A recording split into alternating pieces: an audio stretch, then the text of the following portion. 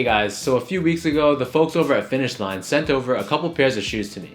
So in the box that they sent, I got a pair of the Tubular Shadows that I had reviewed a few weeks back. So if you haven't seen that video, I've linked it in the description below. So the second pair of shoes that I got is the shoe that I'm going to be reviewing today. And that shoe is the Adidas Alphabounce in the Chinese New Year colorway.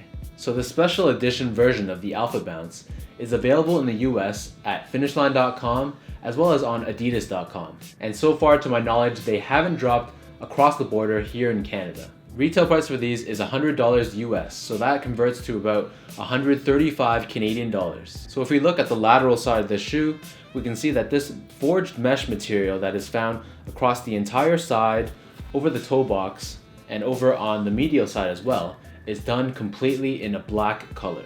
There is this additional rippling effect that starts over here and makes its way across the shoe, ending over at the toe box. So this adds a unique looking texture to an otherwise uniform looking mesh material. On the medial side, we have the same thing with this black mesh material and these accent grooves making its way across the shoe and ending again at the toe box. The Alphabounce also features this plastic blacked out heel counter that's found over here, and this really helps to lock down your feet and lock down your heel in place. On the lateral side of this heel counter, we have the Alphabounce logo written here in red. Taking a look at the heel, there is this 3M pull tab, and there's a hit of red when you flip it inside out.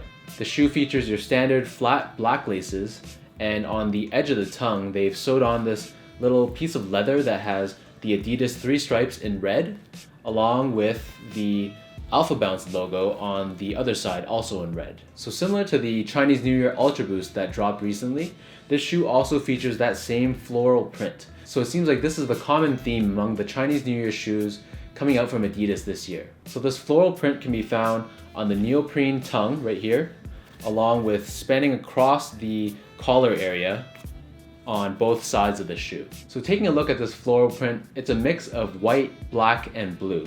And there are these subtle hits of red found throughout the pattern. So there's one right here, and then on the back, you can see there's some more red over here. And this is accented by the Adidas logo found right below the ankle area on the lateral side, also done in red.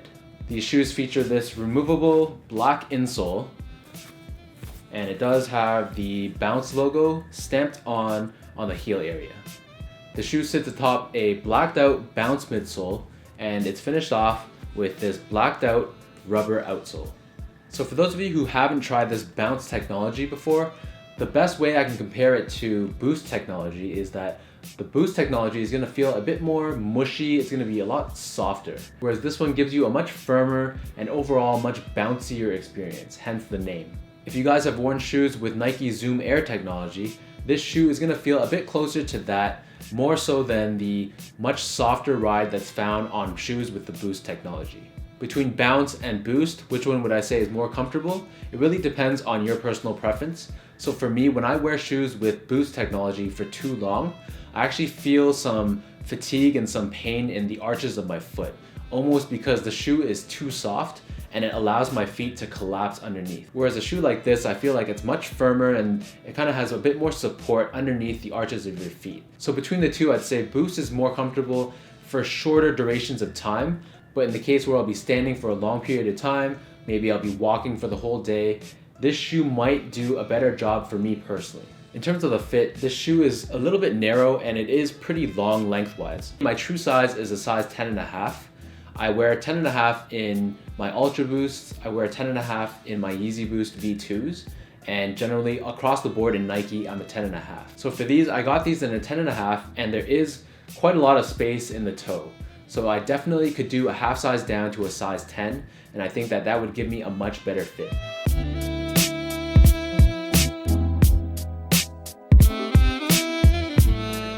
So now let me show you guys how these Alphabounce Chinese New Year's look laced up and on feet.